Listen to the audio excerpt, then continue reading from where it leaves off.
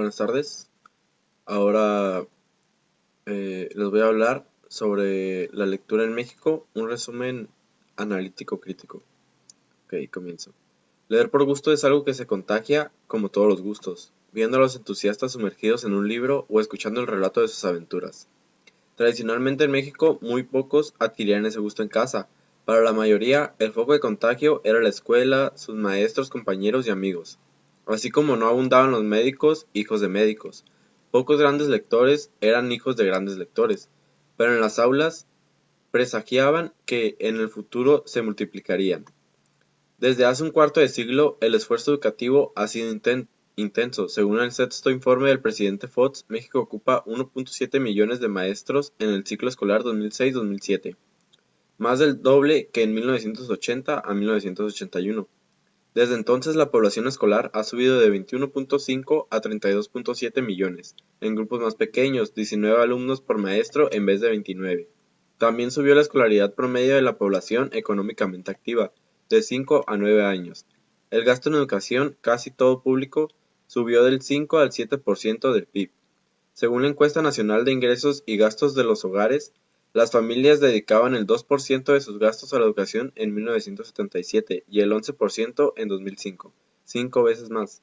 Según la encuesta, los mexicanos destinan casi el 2% del presupuesto familiar a la compra de libros, 220 pesos anuales. La mayoría, 55%, dice que no gastará ni un centavo, pero muchos estiman que gastan el 5 o el 10%. La estimación está infladísima según el ENIGH 2004. El gasto corriente monetario en libros, revistas y periódicos fue el 0.4 del gasto familiar. Los libros representan cuando mucho la mitad, digamos el 0.2, 10 veces menos que lo declaró en la encuesta. Mi crítica es, uno de los factores más influyentes en el sistema educativo y en el ámbito académico es la lectura. Cómo se les enseña a leer, cómo este factor hace mucha referencia a nuestro país y el nivel académico que nos identifica como comunidad. Se dice en la lectura que al paso de los años es menos las personas en México que tienen inculcada la lectura en casa o en las escuelas.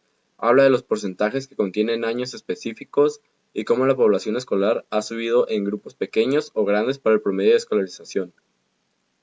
Pero es importante mencionar que todo esto del factor de la lectura viene desde el hogar, desde la educación en casa y cómo las familias gastan en cosas no son tan relevantes para sus hijos y pueden adquirir algún libro o un cuento infantil para inculcar y comenzar el hábito de la lectura.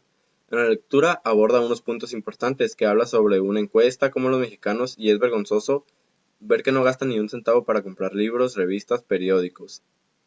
Estamos en un siglo donde las personas están metidas en sus computadoras, laptops, celulares, tablets, y no pensamos que todo esto tendrá una consecuencia en un futuro no muy lejano y no nos hará humanos dependientes aún mayores por la tecnología y sus evoluciones.